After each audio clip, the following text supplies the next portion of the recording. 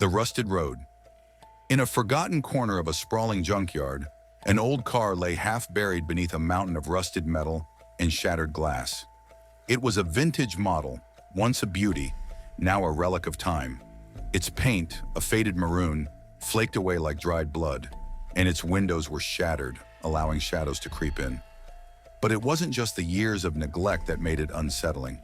There was something about it that whispered of darkness.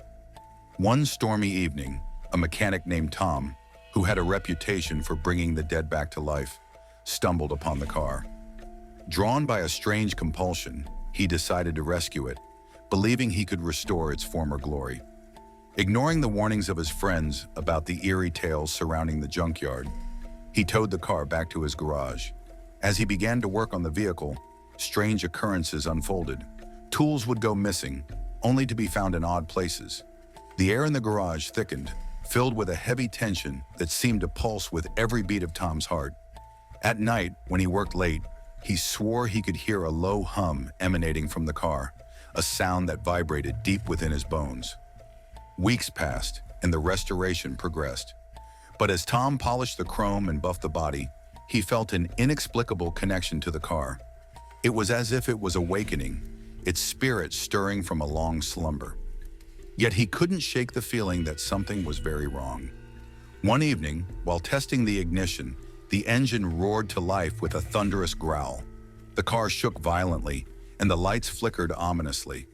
As he struggled to maintain control, Tom heard a voice, clear and chilling, whispering in his ear, drive me home."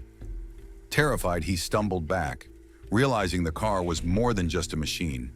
It was a vessel for something sinister. Tom tried to shut off the engine, but the car wouldn't relent.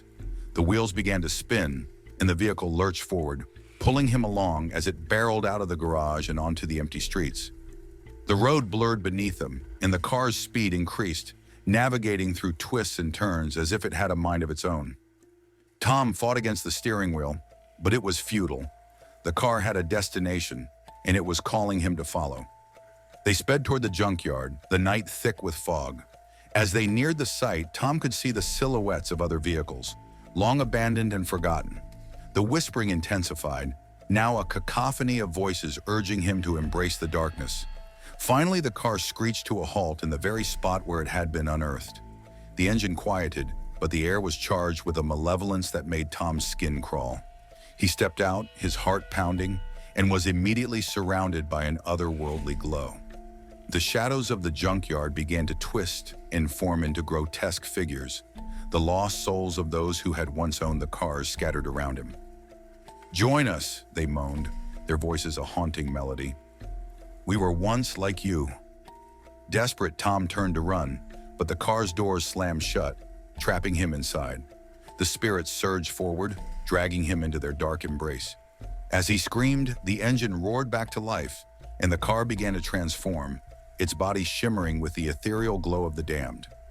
Tom's cries echoed through the night as the car slowly dissolved into the shadows of the junkyard, leaving nothing behind but the chilling sound of an engine revving and the whispers of those who would never escape.